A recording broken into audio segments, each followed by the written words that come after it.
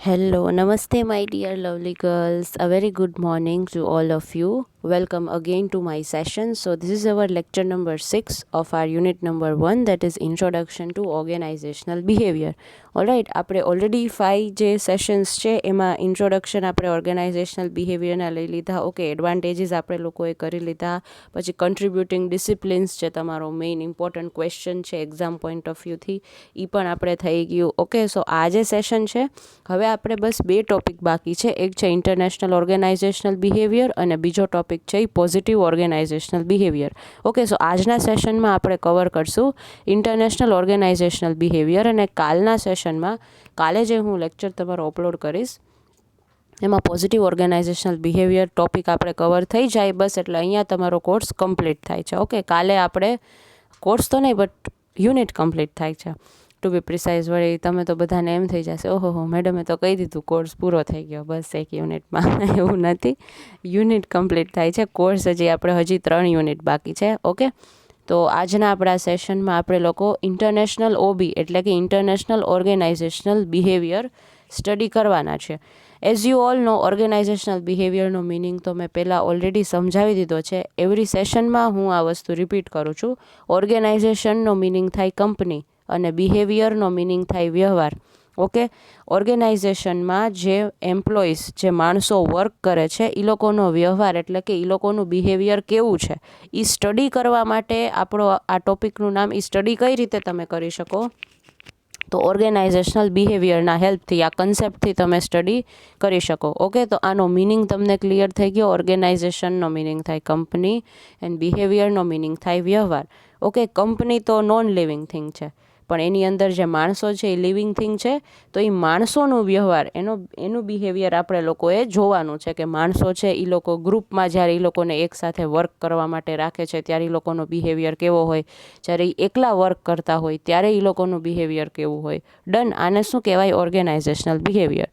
Okay, got it. હવે એની આગળ એક વર્ડ લાગી ગયો ઇન્ટરનેશનલ. અત્યાર સુધી આપણે જે ઓર્ગેનાઇઝેશનલ બિહેવિયર ભણતા તો કે માણસો આવી રીતે એ લોકોને ગ્રુપમાં રાખીએ તો એ આવી રીતે બિહેવ કરે, એને ઇન્ડિવિજ્યુઅલી કામ કરવા માટે રાખીએ તો થોડીક વાર લાગે એને, કેમ કે એના એકલાની માથે કામ હોય. બરાબર, તો આપણે બધી આવી ઘણી બધી વસ્તુ આપણે ઓલરેડી સ્ટડી કરી. હવે એની આગળ આપણે ઇન્ટરનેશનલ લગાડી દઈએ. ઇન્ટરનેશનલ એટલે કે નેશનલ નહીં, એને ઇન્ટરનેશનલ કહેવાય. બરાબર ને? હા, એવું જ છે. નેશનલ એટલે કે વિધિન ધી કન્ટ્રી. ઓકે, નેશનલનો મિનિંગ શું થાય કે એક કન્ટ્રીની અંદર.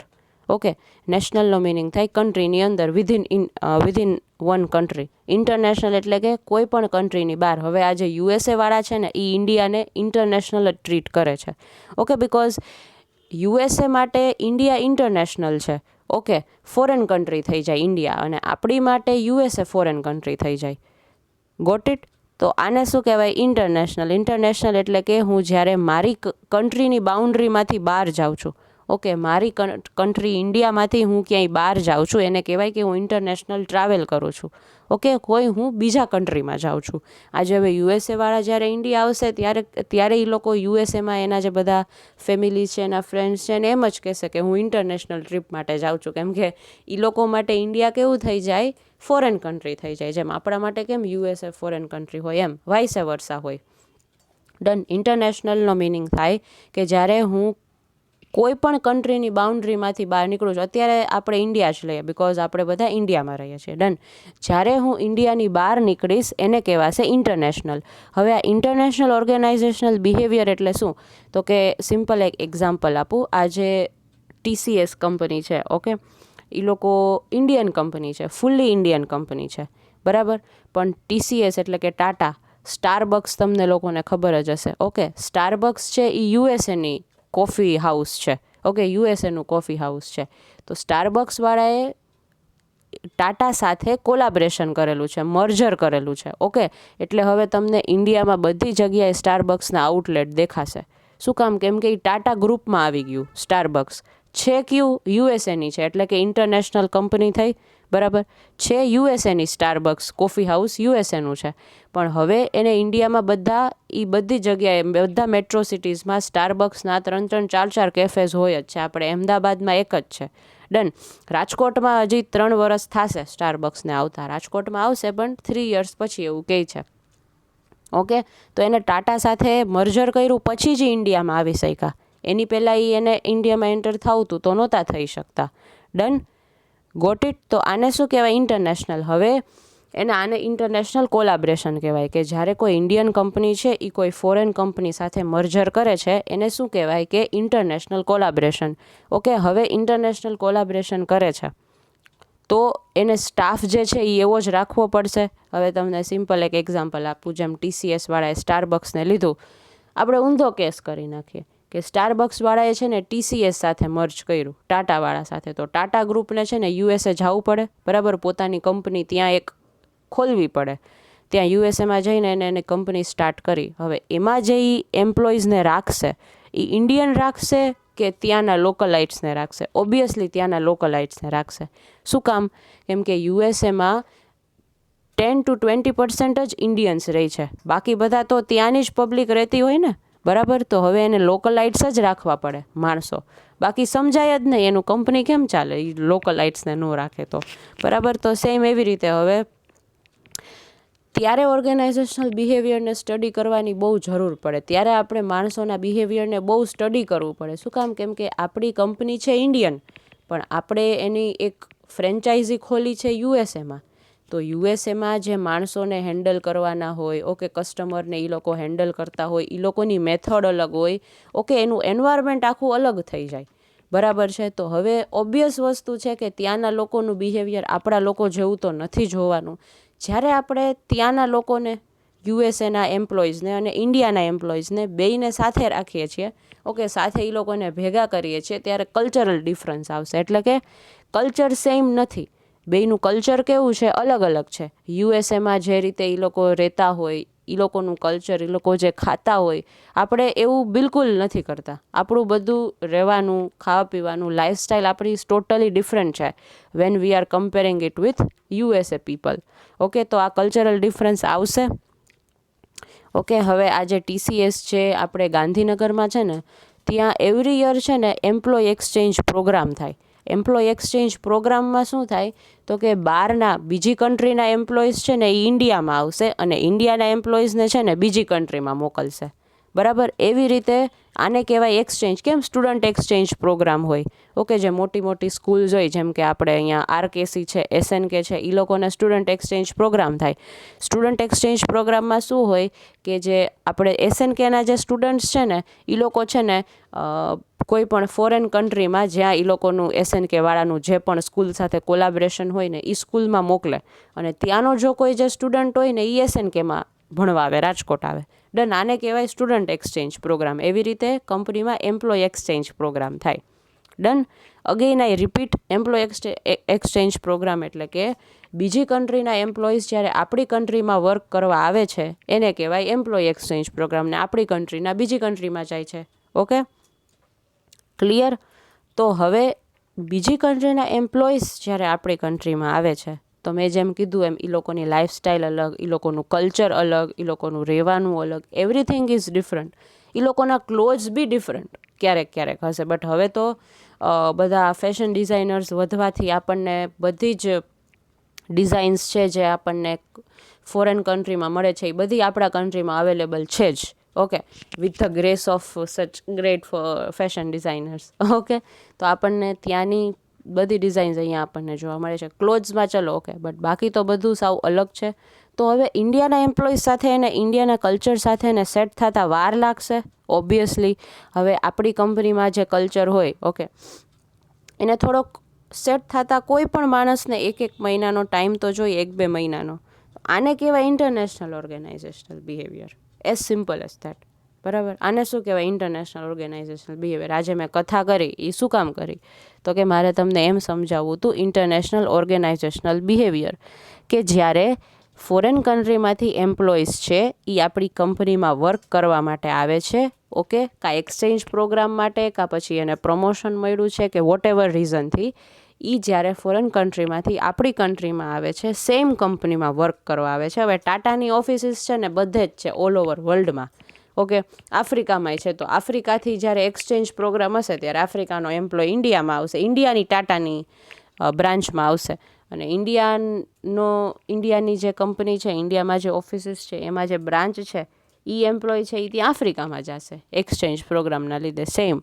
ઓકે, તો હવે અહીંયા આપણે એ લોકોના બિહેવિયરને સમજવું પડે કે જ્યારે તમે ઇન્ટરનેશનલ એમ્પ્લોઈઝ બોલાવો છો, ફોરેન કન્ટ્રીના એમ્પ્લોઈઝ આપણી કન્ટ્રીમાં બોલાવો છો આપણી કંપનીમાં વર્ક કરવા માટે, તો you need to observe there behaviour. કેમ કે એનું બિહેવિયર કેવું હોય, ડિફરન્ટ હોય, સેમ ન હોય. બિકોઝ એ આપણું કલ્ચર જે છે એ આપણા કલ્ચરમાંથી નથી આવતા, એ સાવ ડિફરન્ટ કલ્ચરમાંથી આવે છે. ડન. આને કહેવાય international organisational behaviour. I hope આટલી મોટી કથા કરી તો હવે સમજાઈ તો ગયું જ હશે. હવે ડેફિનેશન.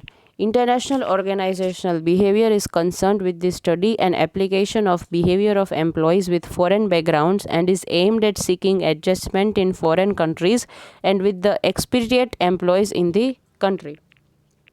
ઓકે, હવે તમને આ ડેફિનેશન છે ને એમાં લાસ્ટ લાઇનમાં આ વર્ડ છે expatriate. What is mean by expatriate? Expatriate એટલે કે ફોરેન. ઓકે, એક્સપેટ્રિએટનો મિનિંગ થાય કે ફોરેન ઓર અબ્રોડ. ઓકે, લખવું હોય તો તમે લખી લેજો એક્સપેટ્રિએટ. અગેન આઈ રિપીટ, એક્સપેટ્રિએટનો મિનિંગ થાય ફોરેન ઓર અબ્રોડ. ઓકે, હવે આ ડેફિનેશન છે એ જે મેં સમજાવીને એ જ કહે છે. ડેફિનેશનમાં શું કહે છે તો કે ઇન્ટરનેશનલ ઓબી છે ને એ કોની સાથે કન્સર્ન છે તો કે એમ્પ્લોઈઝના બિહેવિયર સાથે. કેવા એમ્પ્લોઈઝ સાથે કે જે ફોરેન કન્ટ્રીના છે, એટલે કે બહારની બીજી કન્ટ્રીના છે અને જે આપણી કન્ટ્રીમાં આવ્યા છે, બરાબર. એનું બિહેવિયર મારે સ્ટડી કરવાનું છે. ઇન્ટરનેશનલ ઓર્ગેનાઇઝેશનલ બિહેવિયર છે એ એના ઉપર ફોકસ કરે છે કે જ્યારે હું બીજી કન્ટ્રીના એમ્પ્લોઈઝ મારી કન્ટ્રીમાં વર્ક કરવા આવે છે એનું બિહેવિયર છે એ મારે સ્ટડી કરવાનું છે. અત્યાર સુધી આપણે જે ઓર્ગેનાઇઝેશનલ બિહેવિયરની ડેફિનેશન જોઈ, ઓકે, એનો કન્સેપ્ટ આપણે જોયો, એમાં બધામાં શું એક વસ્તુ કોમન છે તો કે ઓર્ગેનાઇઝેશનમાં કઈ રીતે એમ્પ્લોઈઝ બિહેવ કરે છે એ મારે જોવાનું છે. એની આગળ બસ એક ખાલી આમાં આપણે વર્ડ જ લગાડી દેવાનો છે. કયો તો કે ઇન્ટરનેશનલ, બરાબર. એટલે કે બહારના ફોરેન કન્ટ્રીના એમ્પ્લોઈઝ છે આપણી કંપનીમાં આવે છે, ઓકે, આપણી કન્ટ્રીમાં આવે છે, તો એનું બિહેવિયર આપણે સ્ટડી કરવાનું છે. એને કહેવાય ઇન્ટરનેશનલ ઓબી. Done, simple. હવે ફીચર્સ ઓફ ઇન્ટરનેશનલ ઓબી. આના છે ને ફીચર્સનો મિનિંગ શું થાય તો કે કેરેક્ટરિસ્ટિક્સ, બરાબર. ઓલરેડી મેં તમને લેક્ચર 1 કે લેક્ચર 2 હતો આપણો, એમાં મેં તમને ફીચર્સનો ડીપમાં એકદમ મિનિંગ સમજાવ્યો હતો, બરાબર. એ આઈ હોપ હવે તમને લોકોને સમજાય જ ગયો હશે, ફીચર્સ ઓર કેરેક્ટરિસ્ટિક્સ, બરાબર.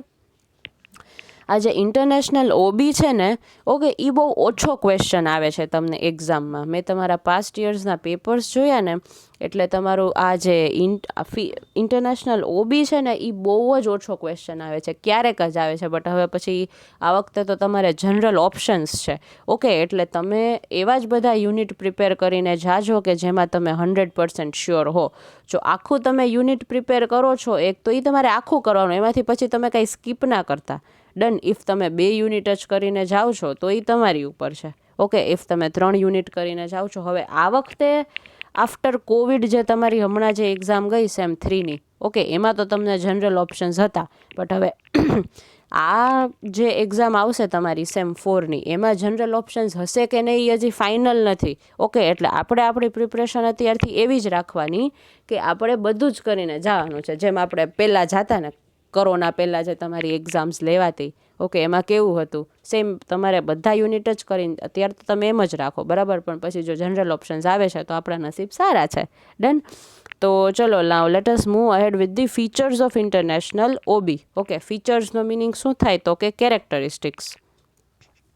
ફીચર્સ એટલે શું? કેરેક્ટરિસ્ટિક્સ. હવે ઇન્ટરનેશનલ ઓબીના કયા અલગ કેરેક્ટરિસ્ટિક્સ છે તો first is two manage foreign employees. Obviously આપણે જે ક્યારના અત્યારે ચર્ચા કરતા હતા કે ફોરેન કન્ટ્રીના એમ્પ્લોઈઝ છે એ આપણી કન્ટ્રીમાં આવે છે, ઓકે. તો આ પહેલો આપણો જે કેરેક્ટરિસ્ટિક ઇન્ટરનેશનલ ઓબીનો શું છે તો કે two manage foreign employees. Foreign employees એટલે કે બીજી કન્ટ્રીના એમ્પ્લોઈઝને આપણે શું કરવાના છે, મેનેજ કરવાના છે. બિકોઝ એ લોકોનું કલ્ચર કેવું હોય, અલગ હોય, એ લોકોની લાઈફસ્ટાઈલ કેવી હોય, અલગ હોય. એટલે એ લોકોને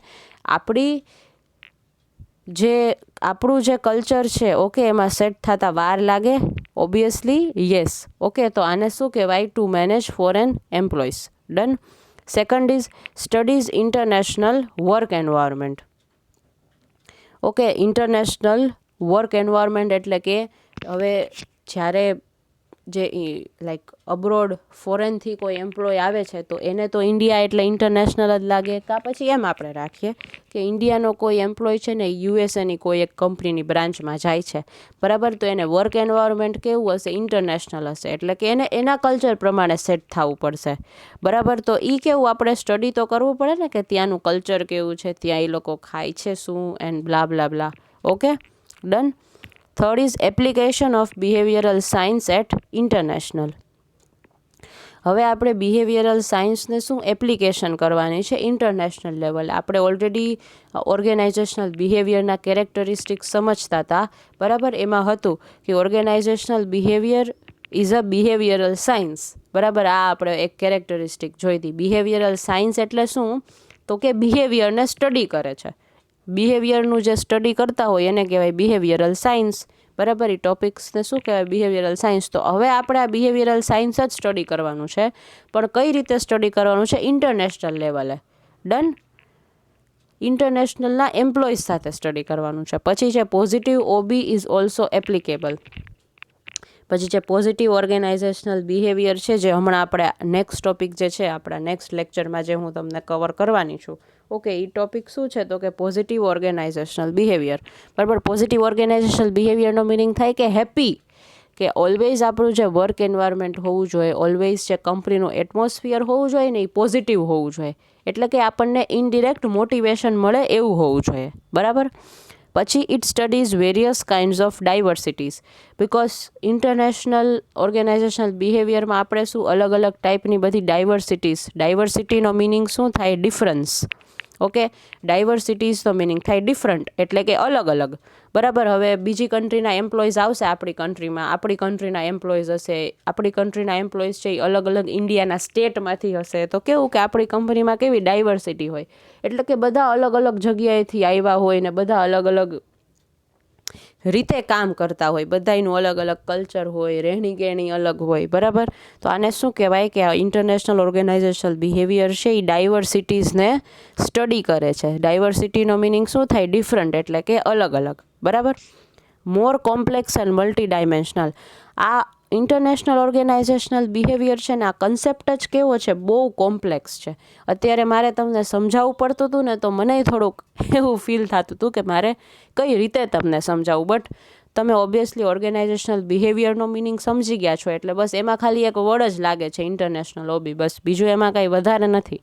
પણ જ્યારે તમે સમજવામાં કાંઈ વાંધો નથી, બટ જ્યારે તમે ઇમ્પ્લિમેન્ટ કરશો ને આ વસ્તુ એઝ અ મેનેજર તરીકે, ત્યારે બહુ તમને કોમ્પ્લેક્સ લાગશે. કેમ કે હવે બીજાના કલ્ચરને સમજવા માટે, હવે ચલો તમને એક સિમ્પલ આનો એક્ઝામ્પલ આપું કે આ કોમ્પ્લેક્સ એટલે ડિફિકલ્ટ, બરાબર. કોમ્પ્લેક્સનો મિનિંગ શું થાય? ડિફિકલ્ટ. કોમ્પ્લેક્સ એટલે થાય અઘરું. તો આ કન્સેપ્ટ છે એ અઘરો શું કામ એને છે? તો કે જ્યારે કોઈ ફોરેન કન્ટ્રીમાંથી કોઈ એમ્પ્લોય આવ્યું હોય મારી કંપનીમાં વર્ક કરવા માટે, તો મને પહેલાં તો એની લેંગ્વેજ સમજતા વાર લાગે, મને એ સમજતા વાર લાગે કે એને એકચ્યુઅલીમાં જોવે છે શું. આજે હવે કોઈ નાનું બેબી છે એ બોર્ન થયું હોય, બરાબર, 1 મહિનાનું થયું હોય, 2 મહિનાનું થયું હોય, પછી શું જરી બધું બોલવા લાગતું હોય, બરાબર. કાંઈ એટલું બધું ના બોલતું હોય, પણ એ એની મમ્મી જ સમજી શકે કે એને આવા ટાઈમે શું જરૂર છે ને આવા ટાઈમે એને શું જરૂર નથી, એને એક્ઝેક્ટલી શેની રિક્વાયરમેન્ટ છે એ એના મમ્મી છે ને આરામથી સમજી જાય, એ બેબીના મમ્મી, બરાબર. પણ તમે નહીં સમજી શકો કે આને શું જોઈએ છે, આ રોવે છે શું કામ, આ આમ કેમ કરે છે. ડન. તો એ કેવું ડિફિકલ્ટ છે તમારી માટે સમજવું. સેમ એવી રીતે હવે બીજી કોઈ કન્ટ્રીના જ્યારે એમ્પ્લોઈઝ આવે છે આપણી કન્ટ્રીમાં, તો એને સમજવા આપણા માટે ડિફિકલ્ટ જ છે. આપણને થોડી ઘણી વાર તો લાગશે જ એને સમજતા, બરાબર. ડન. એવી જ રીતે આ ઇન્ટરનેશનલ ઓબી છે ને એ બહુ કોમ્પ્લેક્સ, એટલે જ કેવું ડિફિકલ્ટ છે, થોડુંક અઘરું છે, બરાબર. પછી adopting and adjusting to foreign environment. પછી તમારે એડોપ્ટ થવું પડે. હવે તમે જે એન્વાયરમેન્ટમાં તમે ફોરેન કન્ટ્રીમાં જતા રહ્યા, બરાબર, ત્યાં તમે વર્ક કરો છો, હવે પછી તમારે એના એન્વાયરમેન્ટ પ્રમાણે તમારે કેવું થવું પડે? સેટ થવું પડે, બરાબર. તમારે એના એન્વાયરમેન્ટ પ્રમાણે ઢળાવવું પડે. ઓકે, ત્યાં બહુ ઠંડી હોય તો તમારે પછી એવી રીતે તમને ઇન્ડિયામાં હવે તમે હો તો તમે 2 જેકેટ પહેરીને, મારું તો એવું જ છે, મને અત્યારે એટલી બધી ઠંડી લાગે છે કે હું જેકેટ પહેરીને જ બેઠી છું. ઓકે, અને એ પણ એકદમ આમ જાડું એવું જેકેટ છે. શું કામ? મને બહુ ઠંડી. હવે મને ઇન્ડિયામાંય મારાથી આટલી ઠંડી ઇન્ડિયાની અહીં ના સહન થતી હોય, અને ત્યાં હું અબ્રોડ જઈ ત્યાં તો માઇનસમાં હોય, ત્યાં તો સ્નો પડતા હોય. હવે મારે એવી જગ્યાએ જઈને એડજસ્ટ થવાનું હોય, બરાબર, તો મારા માટે કેટલું ડિફિકલ્ટ થાય. બટ અગેઇન, જ્યારે હવે આપણે ચૂઝ કર્યું છે કે ના મારે જવું છે, તો હવે આપણે તો કાંઈ કમ્પ્લેન કરી જ ના શકીએ, બરાબર. તો આ સેમ એના જેવું છે કે ઇન્ટરનેશનલ ઓબી ઘણીવાર એમ્પ્લોઈઝ છે ને એને ઉત્સાહમાં જતા તો રહી કે હાલો ભાઈ મારે ફોરેન કન્ટ્રી જવું છે, મારે ફોરેન કન્ટ્રીમાં જો મને પ્રમોશન મળ્યું, પણ પછી બિચારા ત્યાં જઈને છે ને એકદમ મૂંઝાઈ જતા હોય, બરાબર. એ લોકો એક્ઝેક્ટલી ઓલા થઈ જાય કે અરે હાલે આ શું થઈ ગયું. બરાબર, ડન. આ બધા શું છે તો કે કેરેક્ટરિસ્ટિક્સ છે. કોના? તો કે ઇન્ટરનેશનલ ઓબીના, બરાબર. આ અત્યારે આપણે જે ડિસ્કસ કર્યા એ બધા કેરેક્ટરિસ્ટિક્સ હતા. હવે આપણે કમ્પોનેન્ટ્સ ઓર કી ઇશ્યુઝ. ઓકે, હવે આપણે ઇશ્યુઝ જોઈએ કે ભાઈ આ ઇન્ટરનેશનલ ઓર્ગેનાઇઝેશનલ બિહેવિયરમાં કયા ઇશ્યુ આવી શકે છે. ઇશ્યુ એટલે કે પ્રોબ્લેમ, બરાબર. ઇશ્યુઝનો મિનિંગ શું થાય? પ્રોબ્લેમ્સ. કે કયા પ્રોબ્લેમ્સ આવી શકે છે ઇન્ટરનેશનલ ઓબીમાં. તો કે first is cultural diversities of employees and their behaviour. Obviously જેમ હમણાં આપણે ફીચર્સમાં વાત કરી એમ ડાયવર્સિટીઝનો મિનિંગ શું થાય કે ડિફરન્ટ. કે બધા જે એમ્પ્લોઈઝ હોય એ લોકો અલગ અલગ જગ્યાએથી બિલોંગ કરતા હોય, અલગ અલગ સ્ટેટમાંથી આવતા હોય, અલગ અલગ કન્ટ્રીમાંથી આવતા હોય, તો બધાયનું બિહેવિયર ને લાઇફસ્ટાઈલ ને કલ્ચર કેવું હોય? અલગ અલગ હોય. તો એ સ્ટડી કરવામાં આપણને કેવી લાગશે? વાર લાગશે. બિકોઝ આ વસ્તુ કેવી છે? કોમ્પ્લેક્સ છે. હમણાં આપણે અહીંયા ન જોયું, કોમ્પ્લેક્સ વસ્તુ છે આ, સમજવી બહુ કોમ્પ્લેક્સ છે. કેમ કે કહેવાય ને કે તમે છે ને બધાયને સેટિસ્ફાય ના કરી શકો. આજે હવે હું અત્યારે તમને લોકોને એક્સપ્લેન કરું છું, બરાબર. તમારે સ્ટુડન્ટ્સ હશે 177+ જે મારા આ લેક્ચર સાંભળતા હશે, એમાંથી ઘણા એવા હશે કે જેને મારું નહીં સમજાતું હોય, પણ ઘણા એવાય હશે કે જેને એકદમ સમજાઈ જતું હશે કે હું શું એક્સપ્લેન કરું છું, બરાબર. પણ કહેવાય ને કે હું બધાયને ક્યારેય સેટિસ્ફાય નહીં કરી શકું. ઓકે, હું બધાયને ક્યારેય સેટિસ્ફાય નહીં કરી શકું કે ના ભાઈ હું બધાયને હું ગમી જ જઈશ. નહીં, એવું નહીં થાય. ઘણાયને હું નહીં ગમું, બરાબર. એવું થઈ શકે, કંઈ બધાયને ગમી જઈશ એવું પોસિબલ નથી. સેમ આમાં એવી જ રીતનો ઇશ્યુ છે કે મને બધાય એમ્પ્લોય એઝ અ મેનેજર જ્યારે મારે ઓર્ગેનાઇઝેશનલ બિહેવિયર પ્રોસેસ કરવાની હોય, બરાબર, ત્યારે હવે મારી પાસે આટલા અલગ અલગ ડાયવર્સિટીના એમ્પ્લોઈઝ છે, તો એઝ એન HR મેનેજર જ્યારે હું ઓબી છે એ પ્રોસેસમાં લઈ આવીશ, ઇમ્પ્લિમેન્ટ કરીશ, ત્યારે મને બહુ ડિફિકલ્ટ થશે બધાને સમજતા. પણ બરાબર ધીરે ધીરે રહેતા આ ડિફિકલ્ટી કેવી સોલ્વ થતી જશે. ડન. પછી second is people in international OB. It deals with behaviour of people having an international background. હવે જે માણસો છે, ઓકે, કે જે બીજી કન્ટ્રીમાંથી આવેલા છે, એ લોકોનું બેકગ્રાઉન્ડ કેવું હશે? અલગ અલગ હશે. ઓકે, એ લોકો અલગ અલગ બેકગ્રાઉન્ડમાંથી આવ્યા છે, કેમ કે આખું એ લોકોનું કન્ટ્રી જ અલગ થઈ ગયું, બરાબર. તો અલગ બેકગ્રાઉન્ડમાંથી આવ્યા હોય તો એ લોકોનું બિહેવિયર એ કેવું હોય? એના જેવું હોય. આજે હવે તમે સિમ્પલ એક એક્ઝામ્પલ લઈ લો ને, ઘણા તમારા ક્લાસમાં એવા હશે કે જે બહુ ટ્રેડિશનલ વિચારોના હશે અને ઘણા મોડર્ન વિચારોના હશે. તો અહીંયા જોયું તમે, એ લોકો જે બેકગ્રાઉન્ડથી બિલોંગ કરતા હોય ને એ લોકોનું બિહેવિયર કેવું હોય? એવું જ થઈ ગયું હોય, બરાબર. જો મોડર્ન બેકગ્રાઉન્ડ હોય, એનું ફેમિલી આખું મોડર્ન હોય, તો એનું બિહેવિયર એવું મોડર્ન હોય, બરાબર. પણ જો એનું બેકગ્રાઉન્ડ છે એ થોડુંક નેરો માઇન્ડેડ ને એવું હોય, તો એનું બિહેવિયર એવું હશે, બરાબર. એટલે જેવું એનું બેકગ્રાઉન્ડ હશે ને એવું એનું બિહેવિયર હશે. ડન. પછી third is change and conflict. હવે આમાં વસ્તુ એવી થાય કે કોન્ફ્લિક્ટ એટલે કે ઝઘડા. આમાં ઝઘડાઈ બહુ થાય. હવે જ્યારે તમે સમજી ન શકો કે તમારી સામેવાળી વ્યક્તિને શું તમારા પાસેથી એકચ્યુઅલીમાં એ એક્સપેક્ટ કરે છે, એની અપેક્ષા શું છે તમારી પાસેથી, ત્યાં સુધી ઝઘડા જ થાય રાખશે. અરે મેં તો તને આમ કીધું હતું, મેં તો આવું વિચાર્યું હતું કે તને આટલી તો ખબર પડશે જ ને, લે તને સાવ આટલી ખબર ન પડે, કેવો છો ને કેવી છો ને એવું આપણે બોલવા માંડીએ, બરાબર. તો એ શું કામ? કે જ્યારે આપણે સામેવાળા માણસને ન સમજી શકીએ ને ત્યારે. ડન. એના લીધે શું થાય? ચેન્જ અને કોન્ફ્લિક્ટ. એમાં શું થાય? ઝઘડા થાય. અને બે અલગ અલગ કન્ટ્રીના જ્યારે લોકો ભેગા થાય ને ત્યારે એ બરાબર એકબીજાને સમજી જ ન શકવાના હોય, એટલે ત્યાં તો કોન્ફ્લિક્ટ થાય ને થાય જ, બરાબર. પછી ફોર્થ શું છે? તો કે જેન્ડર ડિફરન્સીસ. જેન્ડર એટલે કે મેલ અને ફિમેલ. હવે જેન્ડર ડિફરન્સીસ એ બહુ બધા હોય, બરાબર. હવે કોઈ વિમેન હોય બરાબર. જો બહુ હસતા હસતા વાત કરતી હોય ને કોઈ મેલ જોડે કે કોઈ બોય જોડે, એટલે બધા તરત એમ ઓલું કરવા માંડે. ઇન્ડિયામાં જો કાંઈ આવું હોય ને, હવે આપણે આપણા ભાઈ સાથે ક્યારેક ગયા હોય ને તો બધા એમ જ સમજાય આ જો આનો બોયફ્રેન્ડ હશે. પણ સેમ એવી રીતે તમે ફોરેન કન્ટ્રીમાં જાશો, બરાબર, કોઈને બિલકુલ ફેર નહીં પડે કે તમે કેટલા બોયઝ સાથે બોલો છો, તમે શું વાત કરો છો, શું નહીં. બિલકુલ એટલે બિલકુલ નહીં. બરાબર. તો આમાં જે જેન્ડર ડિફરન્સ છે એ કેવો છે? સાવ ઓછો છે. તો આ હવે ફોરેનના જ્યારે ઇન્ડિયામાં આવશે ત્યારે એ લોકો તો બિચારા રહી જ નહીં શકે, કેમ કે ઇન્ડિયામાં આવી જ રીતની સિચ્યુએશન છે. બરાબર. આવું થાય છે અને આપણને ખબર છે, આપણી આજુબાજુ આ વસ્તુ થાય જ છે. બરાબર. પણ જે ફોરેન કન્ટ્રીમાં નથી થતી. ઓકે, હવે યુટ્યુબમાં તો હું વધારે નહીં બોલી શકું જેન્ડર ઉપર. બરાબર. આઈ હોપ તમે સમજી ગયા હશો હું શું સમજાવવા માગું છું એ. પછી 5th is differences in personality, values, એટીટ્યુડ્સ and motivation. Obviously આ બધામાં કેવું ડિફરન્સ આવશે? તમારી પર્સનાલિટી અલગ હશે, વેલ્યુઝ તમારા અલગ હશે, તમારો એટીટ્યુડ અલગ હશે. બરાબર. તો એના લીધે કેવા ડિફરન્સીસ આવવાના જ છે એકબીજા વચ્ચે. ડન. કોના વચ્ચે? એમ્પ્લોઈઝ વચ્ચે. હવે કેમ કે કલ્ચર જ અલગ હોય, એનું બેકગ્રાઉન્ડ જ અલગ હોય, તો ઓબ્વિયસલી એની પર્સનાલિટી એ અલગ જ હોવાની, એનો એટીટ્યુડ એ અલગ જ હોવાનો, સેમ તો નથી હોવાનો. બરાબર. પછી છે positive organisational behaviour. Important aspect of positive OB. Positive organisational behaviour એટલે શું? તો કે પોઝિટિવિટી, મોટિવેશન આપે ને એવું ઓર્ગેનાઇઝેશન, એવું કંપની હોવી જોઈએ મારી. બરાબર. 7th is encouraging innovation. Innovation એટલે કે કંઈક યુનિક તમે ઓફર કરો. બરાબર. ચાલો એ વસ્તુ આપણે સમજ્યા કે તમે એકબીજાના કલ્ચરને નથી સમજી શકતા, કે તમને થોડીક વાર લાગે છે, તો તમે કંઈક એવો યુનિક કંઈક રસ્તો ગોતો કે તમે સામેવાળી વ્યક્તિને સમજી શકો કે એને એકચ્યુઅલીમાં શું જરૂર છે. બરાબર. તો એન્કરેજ કરો. ઓકે, નવા નવા ઇનોવેશન લાવો, નવા ઇનોવેટિવ આઈડિયાઝ લાવો. અને 8th ઇઝ એમ્પાવરિંગ એમ્પ્લોઈઝ. કે જે એમ્પ્લોઈઝ છે, બરાબર, એમને એમ્પાવર કરો, એટલે કે એમને મોટિવેશન આપો કે લાઈફમાં એ કંઈક બીજું અચીવ કરી શકે, પર્સનલી અને પ્રોફેશનલી. બરાબર. અહીંયા તમારો ઇન્ટરનેશનલ ઓર્ગેનાઇઝેશનલ બિહેવિયરનો આ જે ટોપિક છે ને એ અહીંયા કમ્પ્લીટ થાય છે. Okay, done. આઈ હોપ હું તમને આ ટોપિક સારી રીતે સમજાવી શક્યો.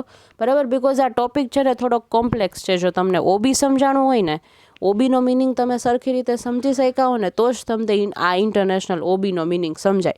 એટલે જ મેં આ સેશનમાં ખાલી આ એક જ ટોપિક રાખ્યો, સો દેટ આ હું તમને એકદમ સારી રીતે ભણાવી શકું. ડન. એન્ડ હજી પણ જો તમને કોઈ ઇન્ટરનેશનલ ઓબીમાં ડાઉટ હોય ને, તો ડેફિનેટલી તમે મને ગમે ત્યારે કોન્ટેક્ટ કરી શકો છો. ડન.